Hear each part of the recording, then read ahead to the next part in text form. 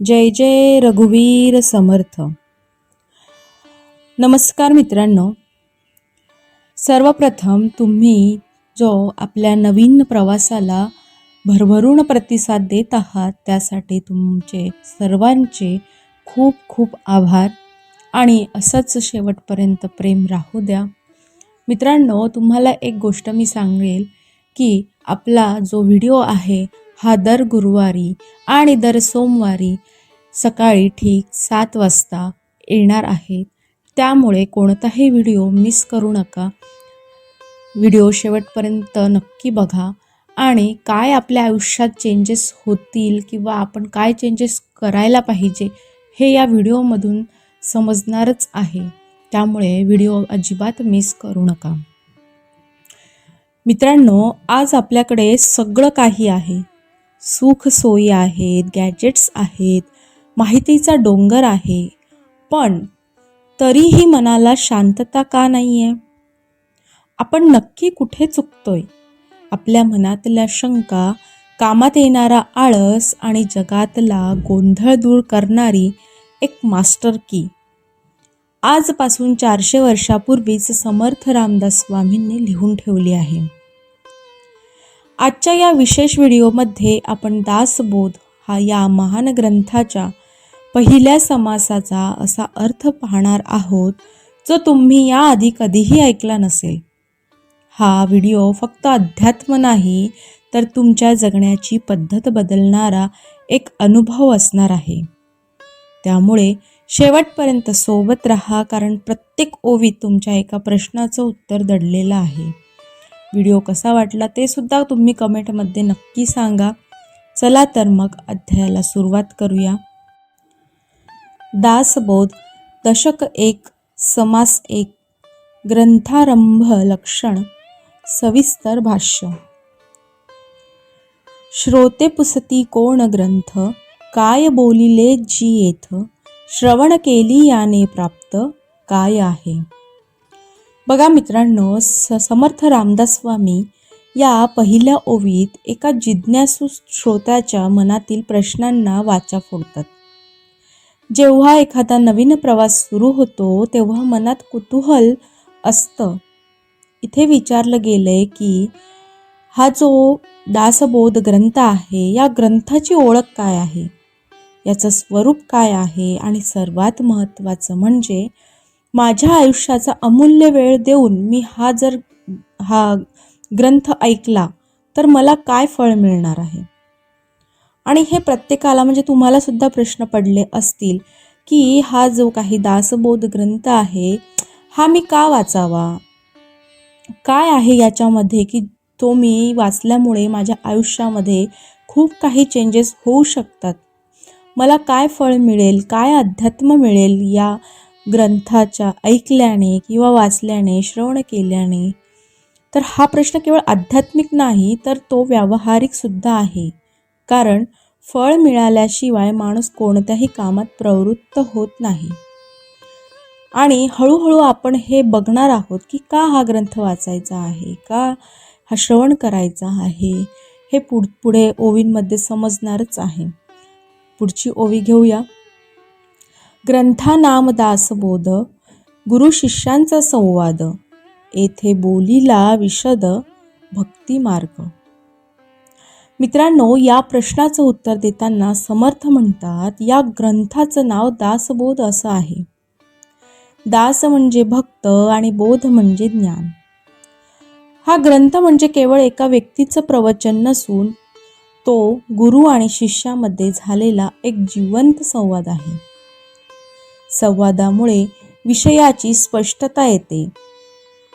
यात भक्तीचा मार्ग अतिशय सोप्या आणि सविस्तर भाषेत मांडला आहे, जेणेकरून सामान्य माणसालाही ईश्वरापर्यंत पोहोचण्याचा रस्ता सापडावा. एकदम आपण अध्यात्माच्या याच्यात घुसलो आणि लगेच आपल्याकडून भक्ती होत नाही. हळूहळू आपण त्या गोष्टी जाणत जातो आणि त्याचा अर्थ समजत जातो आणि त्यानुसार आपली हळूहळू भक्ती वाढत जाते. मित्रांनो, नवविधा भक्ती आणि ज्ञान बोलिले वैराग्याचे लक्षण, बहुधा अध्यात्म निरोपिले. या ओवीमध्ये नेमकं काय सांगितलं आहे तर समर्थ म्हणतात, यात 9 प्रकारच्या भक्तीचं विवेचन केलं आहे. नुसती भक्ती असून चालत नाही, त्याला ज्ञानाची जोड लागते. पण ज्ञान पचवण्यासाठी मनामध्ये वैराग्य असावं लागतं. वैराग्य म्हणजे जगाचा द्वेष करणे नव्हे, तर कशातही न अडकता जगणं. या ओवीत अध्यात्माचं इतकं खोलवर निरूपण केलं आहे की माणसाच्या जीवनातील सर्व प्रश्नांची उत्तरं यात तुम्हाला मिळतात. भक्तीचेन योगे देव निश्चय पावती मानव, ऐसा आहे अभिप्राव इये ग्रंथी. मित्रांनो, अनेकांना वाटतं की देव भेटणं ही फार अवघड गोष्ट आहे. पण समर्थ इथे गॅरंटी देतात. ते म्हणतात, जर माणसाने भक्तीचा मार्ग धरला तर तो निश्चयाने देवापर्यंत पोहोचू शकतो. हा केवळ माझा शब्द नाही, तर या ग्रंथाचा तो मुख्य सिद्धांत आहे. मानवाचा देवाशी संगम घडवून आणण्याची ताकद या विचारांमध्ये आहे, असं समर्थांना वाटतंय. मुख्य भक्तीचा निश्चयो, शुद्ध ज्ञानाचा निश्चयो, आत्मस्थितीचा निश्चयो, बोलिला असे. समर्थांच्या लेखनात निश्चय या शब्दाला खूप महत्त्व आहे. ते म्हणतात, इथे गोंधळाला जागा नाही. खरी भक्ती कोणती, त्याचं नक्की स्वरूप काय, शुद्ध ज्ञान म्हणजे काय, जे कधीच बदलत नाही, आणि मी कोण आहे ही आत्मस्थिती कशी प्राप्त करायची, या प्रत्येक गोष्टीचा पक्का निर्णय या ग्रंथात मांडलेला आहे. शुद्ध उपदेशाचा निश्चयो, सायोज्य मुक्तीचा निश्चयो, मोक्षप्राप्तीचा निश्चयो, बोलिला असे. जगात उपदेश देणारे अनेक आहेत, पण शुद्ध उपदेश कोणता, जो माणसाला थेट मोक्षापर्यंत घेऊन जातो. सायोज्य मुक्ती म्हणजे ईश्वराशी पूर्णपणे एकरूप होणे. ही मुक्ती कशी मिळवायची आणि मोक्षाचा खरा अर्थ काय, याचा स्पष्ट मार्ग समर्थांनी इथे आखून दिला आहे. शुद्ध स्वरूपाचा निश्चयो, विदेह स्थितीचा निश्चयो, अलिप्तपणाचा निश्चयो, बोलिला असे. आपण स्वतःला शरीर समजतो, पण समर्थ सांगतात की आपलं खरं स्वरूप शुद्ध स्वरूप आहे. विदेह स्थिती म्हणजे शरीरात असूनही शरीराच्या सुखादुःखाचा परिणाम आपल्यावर होऊ न देणे. जगात राहूनही कमळाच्या पानासारखं अलिप्त कसं राहावं, याचा ठाम निर्णय इथे दिला आहे. मुख्य देवाचा निश्चयो, मुख्य भक्तीचा निश्चयो, जीव शिवाचा निश्चयो, बोलिला असे. देव कोण, ज्याची आपण पूजा करतो, ते केवळ प्रतीक आहे की त्या पलीकडे काही आहे. तसंच खरा भक्त कोणाला म्हणावं. जीव आणि शिव म्हणजेच आपण आणि परमात्मा हे वेगळे आहेत की एकच, या गूढ रहस्यांचा उलगडा या ग्रंथात अत्यंत तर्कशुद्धी पद्धतीने केला आहे. मुख्य ब्रह्माचा निश्चयो, नाना मतांचा निश्चयो, आपण कोण हा निश्चयो, बोलिला असे. जगात अनेक मतांतर आहेत, प्रत्येकाचा मार्ग वेगळा आहे. पण या सगळ्या गोंधळात मुख्य ब्रह्म काय आहे आणि मी नक्की कोण आहे, या प्रश्नाचं उत्तर शोधणं सर्वात महत्त्वाचं आहे. ते उत्तर इथे निश्चयाने दिलं आहे. मुख्य उपासना लक्षण, नाना कवित्व लक्षण, नाना चातुर्य लक्षण, बोलिलसे. समर्थांचा दासबोध फक्त अध्यात्मावर थांबत नाही, तो व्यवहारावरही बोलतो.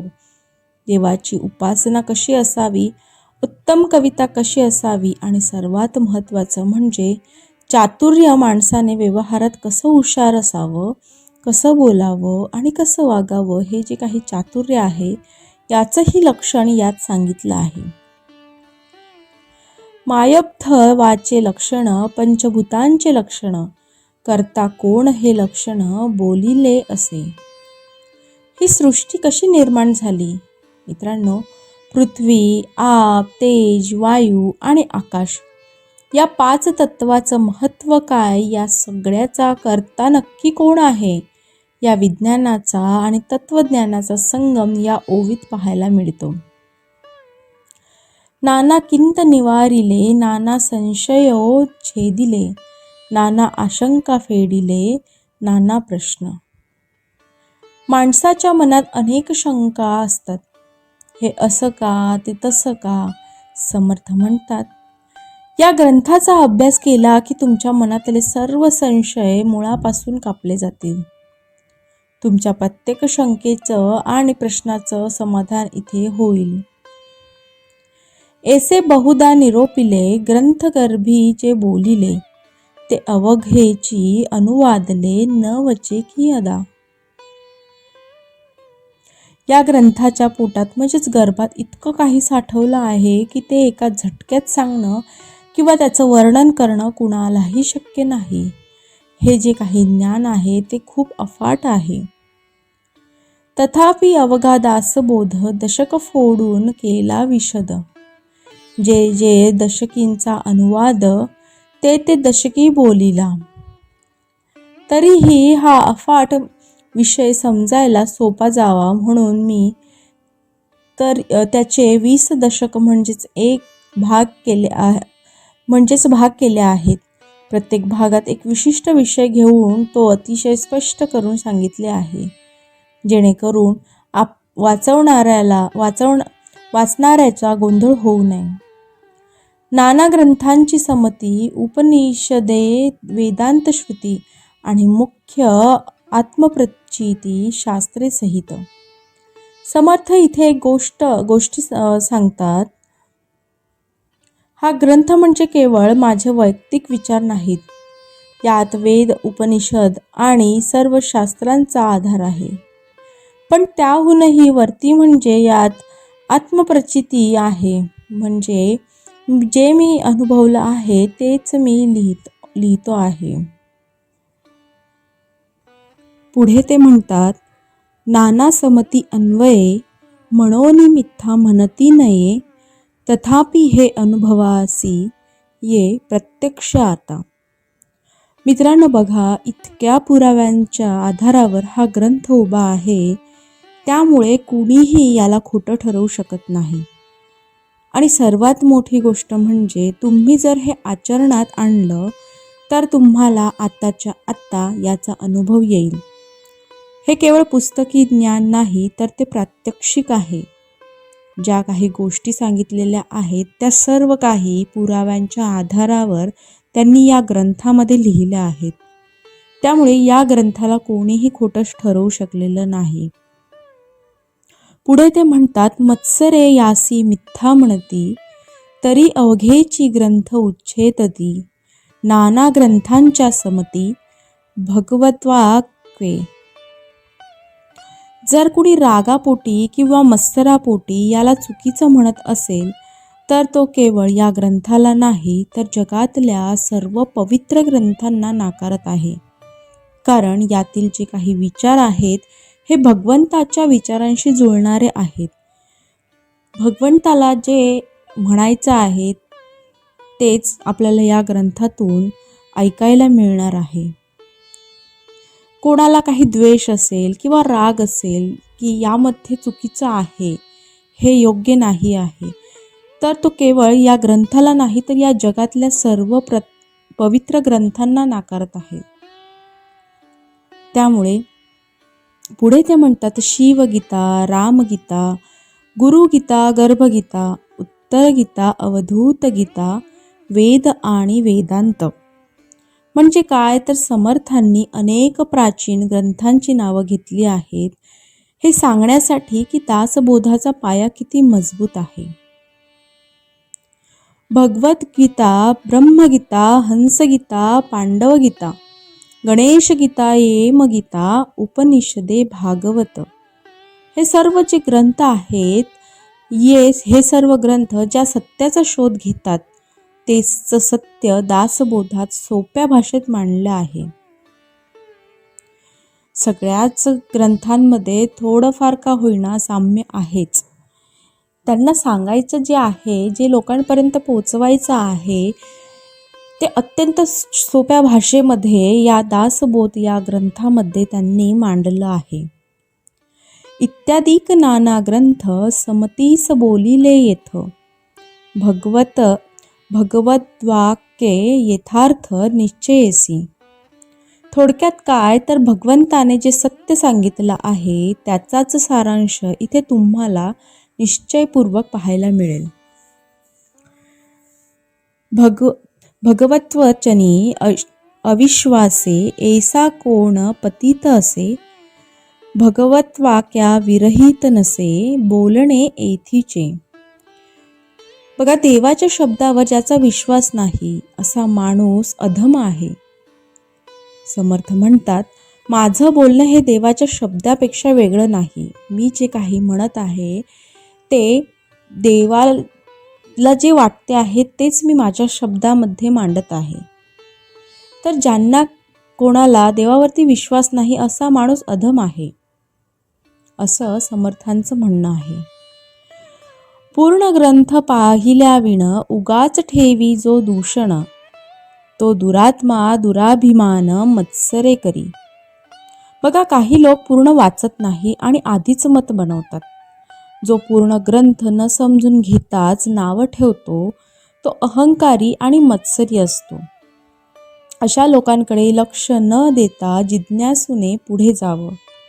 बरेच लोक असे असतात, कुचके असतात, किंवा त्यांना देवावरती विश्वास नसतो, किंवा या गोष्टी काही पटत नाही, अंधश्रद्धा वाटतात. आणि हे लोक काय करतात, ग्रंथ पूर्ण वाचत नाही किंवा वाचण्याआधीच त्यावरती ते भाष्य करतात आणि त्यांना नावं ठेवतात. तर जो पूर्ण ग्रंथ न समजून घेताच नावं ठेवतो तो अहंकारी मत्सरी असतो. त्यामुळे त्यांच्याकडे तुम्ही अजिबात लक्ष देऊ नका. त्यांना दुर्लक्ष करून तुम्ही पुढे जा. अभिमाने उठे मत्सर, मत्सरे ये तिरस्कार, पुढे क्रोधाचा विकार, प्रबळे बळे.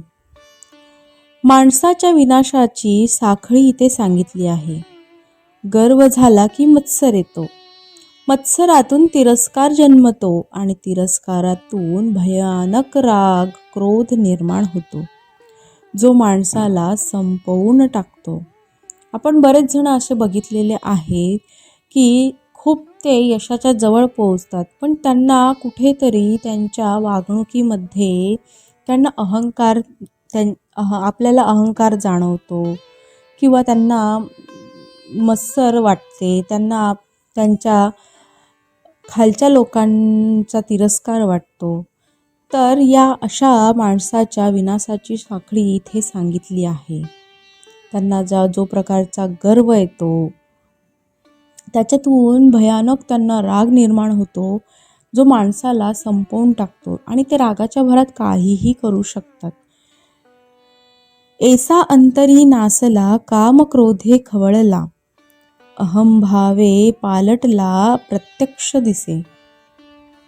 समर्थ म्हणतात, असा माणूस आतून पूर्णपणे सडलेला असतो.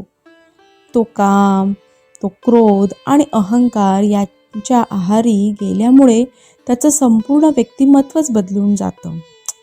मी जसं आधीच्या ओवीमध्ये म्हटलं की ज्या माणसाला गर्व येतो त्याला हळूहळू मत्सर येतो, मत्सरातून त्याला मत्सरातून त्याचा तिरस्कार जन्म घेतो आणि त्या तिरस्कारातून त्याला भयानक राग येतो. तो जो माणूस आहे तो आतून पूर्णपणे सडलेला असतो, कारण त्याला प्रत्येकाबद्दल राग आलेला असतो. तो काम, क्रोध आणि अहंकार याच्या आहारी गेलेला असतो. त्यामुळे त्याचं जे काही व्यक्तिमत्व आहे, त्याची जी काही पर्सनॅलिटी आहे ती खूप बदलून जाते. काम क्रोधे लिथाडिला, तो कैसा म्हणावा भला, अमृत सेविताच पावला मृत राहो. हा जो माणूस आहे, हा माणूस सतत रागात आणि विकारात बुडालेला आहे. त्याला आपण चांगला कसा म्हणणार? तो तर समोर अमृत असूनही मरणाला जवळ करतोय, कारण त्याच्याकडे ते ज्ञान घेण्याची दृष्टी नाही. बघा, काही लोकांना काय असते ना, कोणी चांगलं सांगत असेल ना तर ते त्यांना पटत नाही. म्हणजेच काय तर आपल्यासमोर अमृत असूनही तो व्यक्ती मरणाला जवळ करत असतो. म्हणजेच काय, त्याला समोरचा इतका अमृतासारखा गोड समजवणारा व्यक्ती असतो, पण त्याच्यामध्ये एवढा राग आणि क्रोध असतो ना, तो तो समोरचा व्यक्ती काय सांगतो हे ऐकून घेत नाही. त्यामुळे काय होते, त्याच्याकडे जे काय आहे, ज्ञान घेण्याची दृष्टी नाही आहे, ते समजून घेण्याची त्याची दृष्टी नाही आहे, त्याच्याकडून ज्ञान घेण्याची दृष्टी नाही आहे आणि स्वतःमध्ये बदल घडवण्याचा त्याचा दृष्टिकोन नाही आहे, त्याच्याकडे दृष्टिकोनच नाही आहे.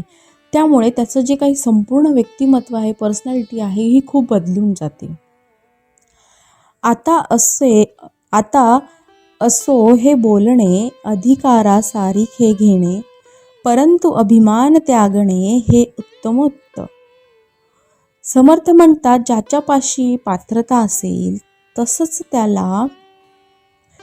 जशी पात्रता असेल तसंच त्याला मिळेल. पण जर तुम्हाला खरं ज्ञान हवं असेल तर आधी आपला अहंकार सोडा. अहंकार सोडणं हेच प्रगतीचं पहिलं पाऊल आहे. बऱ्याच जणांना म्हणजे करत खूप काही विशेष नाही, पण छोट्याशा गोष्टीचाही खूप अहंकार असतो, खूप गर्व असतो. आणि असं म्हणतात की गर्वाचं घर नेहमी हे खालीच असते.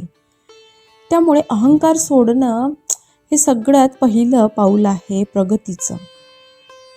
पुढे समर्थ म्हणतात, मागा श्रोती आक्षिपिले, जी ये ग्रंथी काय बोलिले, ते सकळही निरोपिले, संकळीत मार्गे. मगाशी विचारलेल्या प्रश्नाचं उत्तर मी आत्तापर्यंत दिलं आहे की या ग्रंथात काय आहे. आता मी सांगेन की हा ग्रंथ ऐकल्यावर तुमच्यात काय बदल होईल, हा ग्रंथ का वाचावा, किंवा हा ग्रंथ वाचल्याने काय होईल, काय फळ मिळेल, काय आपल्या लाईफमध्ये चेंजेस होतील, ते आता पुढच्या ओवींमध्ये समर्थ आपल्याला सांगत आहेत. आता श्रवण केली याचे फळ, क्रिया पालटे तत्काळ, तुटे संशयाचे मूळ एकसरा. बघा, ते म्हणतात, हे सर्वात महत्त्वाचं फळ आहे. तुमची क्रिया बदलेल.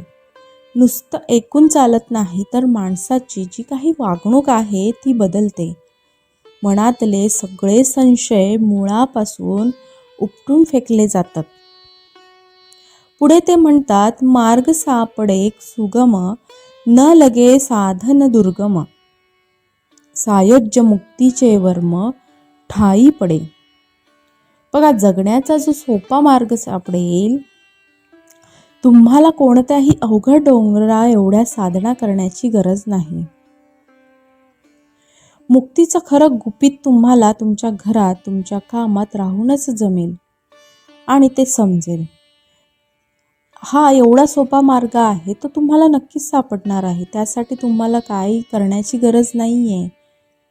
मुक्तीचं खरं गुपित तुम्हाला तुमच्या घरात, तुमच्या फॅमिलीमध्ये, तुमच्या कामात राहूनच तुम्हाला हे समजणार आहे, असं समर्थांचं म्हणणं आहे. नासे अज्ञान दुःख भ्रांती, शीघ्रची येथे ज्ञानप्राप्ती, एसी आहे फळश्रुती, इये ग्रंथी. अज्ञान संपलं की दुःख संपतं. माणसाचा गोंधळ म्हणजे भ्रांती दूर होतो आणि त्याला अतिशय लवकर ज्ञानाची प्राप्ती होत असते. योगी याचे परमभाग्य, आंगी पाणे ते वैराग्य, चातुर्य कळे यथायोग्य, विवेके सहित. योग्यांना जे भाग्य लाभतं ते तुम्हाला लाभेल. तुमचं वागणं विवेकपूर्ण होईल. चांगलं काय आणि वाईट काय हे समजण्याची तुमची बुद्धी तुम्हाला मिळेल.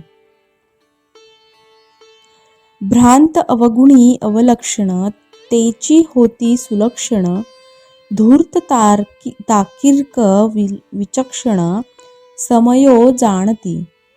जे लोक वाईट गुणांचे होते, जे ते सुलक्षणी होते, जे केवळ रिकामे तर्क करत बसायचे ते वेळेचे महत्त्व ओळखून शहाणे बनतील. आळसीतेची साक्षपी होती, पापितेची प्रस्तावती, निंदकतेची वंधू लागती, भक्ती मार्गासी. हे तर जादूसारखं आहे. मित्रांनो, आळशी माणूस कामाला लागेल, पाप करणाऱ्याला पश्चाताप होईल आणि जे भक्तीला नावं ठेवायचे ते भक्तीचे समर्थक बनतील. मित्रांनो, तुम्हाला मी एक गोष्ट सांगू इच्छिते की हे वाचन, ग्रंथ, देवपूजा, देवाच्या रिलेटेड ज्या काही गोष्टी होत्या त्या मलासुद्धा आधी खूप म्हणजे एवढ्या आवडायच्या नाही. पण हळूहळू मी सुद्धा जसे जसे वाचत गेले किंवा व्हिडिओ बनवत गेले, मलासुद्धा या गोष्टीमध्ये खूप इंटरेस्ट येत गेला आणि मी त्या गोष्टी वाचायचा प्रयत्न करते. जसं जमेल तसं त्याचा अर्थ समजून घेण्याचा प्रयत्न करते आणि तुमच्या पुढे मांडण्याचा प्रयत्न करत आहे. तर तसंच या ग्रंथामध्ये सुद्धा त्यांनी सांगितलेलं आहे की ग्रंथ तुम्ही न वाचताच तुम्ही त्याला नावं ठेवतात. नावं ठेवण्याआधी आपण एकदा वाचून बघावं, काय ॲक्च्युअल त्याच्यामध्ये सांगितलेलं आहे ते समजून घेण्याचा प्रयत्न करा आणि आपल्या लाईफमध्ये काय चेंजेस होत आहेत याच्यावरून आपल्याला नक्कीच कळेल की हो, खरंच आपण हा ग्रंथ वाचायला पाहिजे होता किंवा वाचल्यामुळे हे बदल झाले आहेत. चला तर मग पुढे वळूया.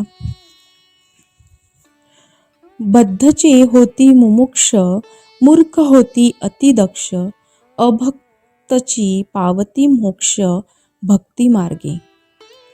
मित्रांनो, जे संसारात पूर्णपणे अडकलेत त्यांना मोक्षाची ओढ लागेल. मूर्ख माणसे सावध आणि चतुर होतील. हा भक्तीचा मार्ग इतका प्रभावी आहे की अभक्तालाही मोक्षापर्यंत नेण्याची यामध्ये ताकद आहे.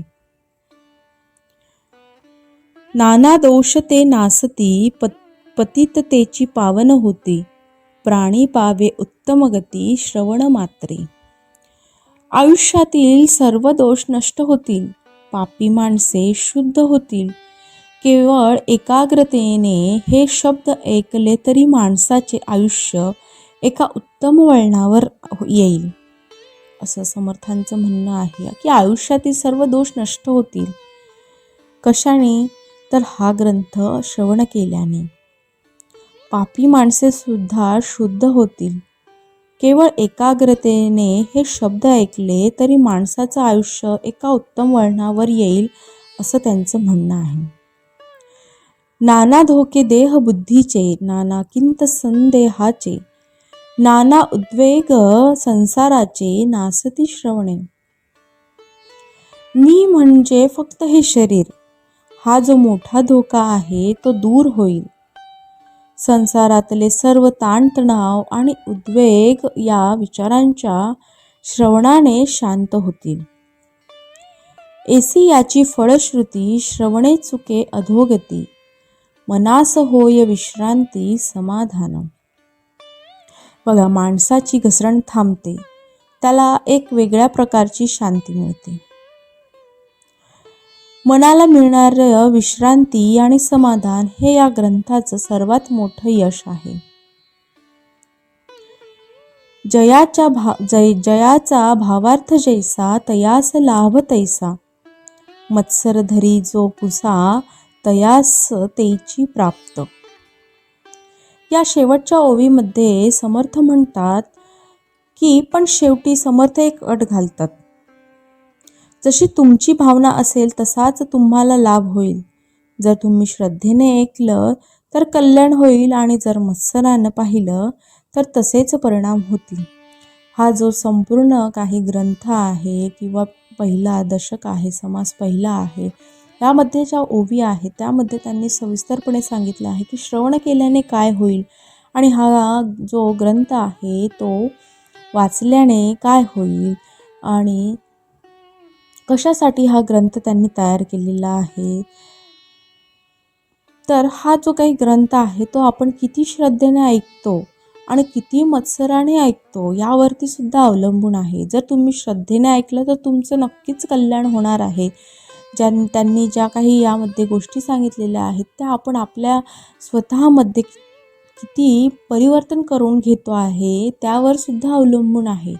आणि एखादा नुसता राग धरून मत्सर धरून या ग्रंथाकडे पाहील त्याला त्याचप्रमाणे त्याच्यावरती ते तसेच परिणाम दिसणार आहेत असं समर्थ म्हणत आहेत.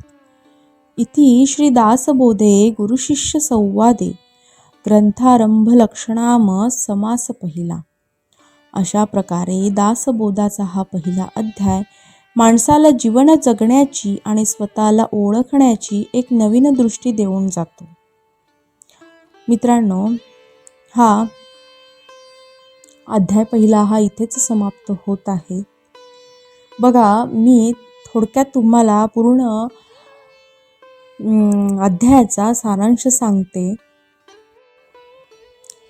समर्थ म्हणतात की समर्थांनी श्रवणाला खूप महत्त्व दिलं आहे. ते म्हणतात की जर तुम्ही हे निरूपण नीट ऐकलं तर तुमच्या मनातले सर्व संशय फिटतील. जे लोक मूर्ख आहेत ते शहाणे होतील, जे आळशी आहेत ते प्रयत्नवादी होतील आणि जे पापी आहेत त्यांनाही पश्चाताप होऊन ते भक्ती मार्गाला लागतील.